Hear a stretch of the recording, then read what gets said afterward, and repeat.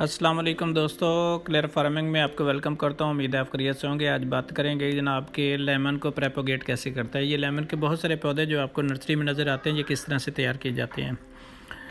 तो दोस्तों, आज जो बात हो रही थी वो ये कि लेमन के बारे में सबसे पहले हम आपको दिखाएंगे कि लेमन की बड़ी बड़ी शाखें बड़े प्लांट से हम काटते हैं। उसको काट के जनाब किस तरह से अपने पास उसकी कटाई करते हैं, उसको तैयार करते हैं। तैयार करने के बाद जनाब उसको हम प्लांटेशन करते हैं। प्लांट करने के बाद उसको थैलियों में लगाया जाता है। सबसे पहले तो इनको सेटिंग की जाती है। सेटिंग करने के बाद थैलियों में लगाया जाता है। थैलियों में लगा के फिर उसको तैयार किया जाता है।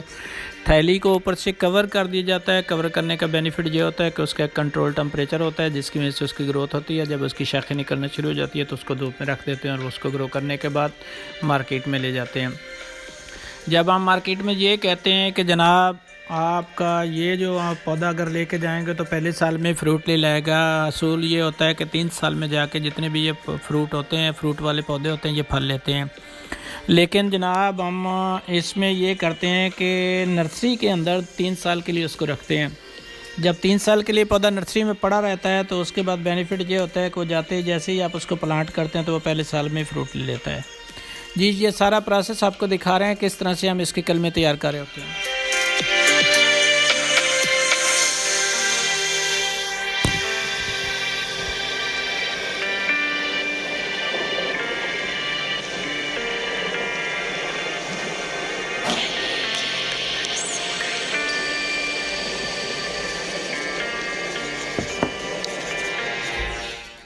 एक अंदाजे के मुताबिक एक नर्सरी में कम से कम 2 से 3 हज़ार जो है वो कलम तैयार की जाती है। उसको थैली के अंदर लगाया जाता है। थैली में लगाने के बाद जब वो तैयार हो जाता है, 1 साल का हो जाता है, तो उसको जनाब हम शिफ्ट कर देते हैं जनाब गमले के अंदर। फिर गमले के हिसाब से और पौधे के साइज़ के हिसाब से इसका रेट लगता है।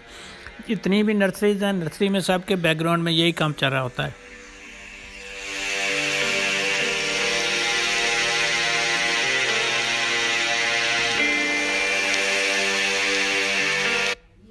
इसके अलावा एक और बात भी होती है।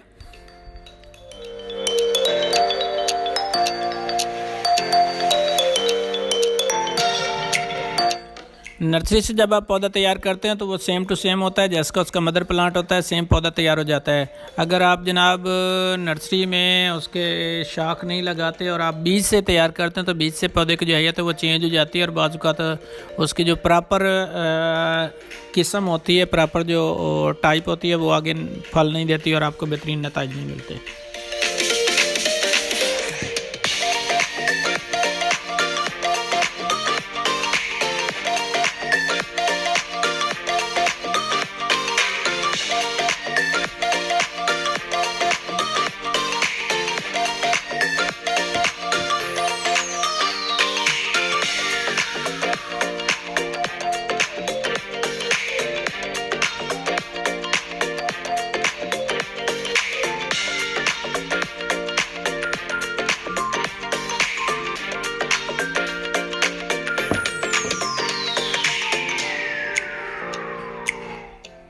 जी दोस्तों, आपने देख लिया कि किस तरह से जनाब बैकग्राउंड में ये सारी कॉम्पलें तैयार हो रही हैं, शाखें तैयार होती हैं। उसमें देखना ये होता है कि जो बड वाली शाख होती है कम से कम एक कलम पे 3 बड होना चाहिए।